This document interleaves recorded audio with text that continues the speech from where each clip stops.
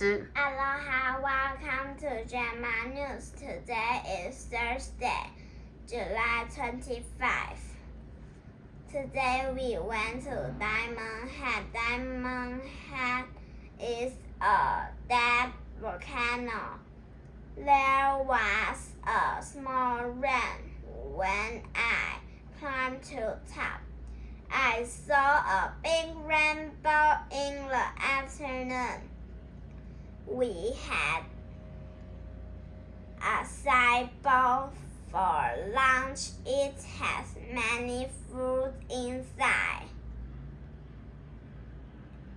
It's very yummy. Then we went to Waikiki Beach again, and I swim with my mom in the sea. We saw the sea turtle again. I'm so happy.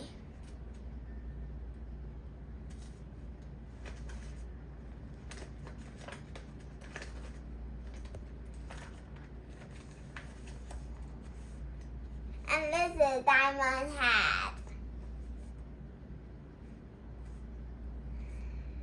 See you tomorrow. Bye bye.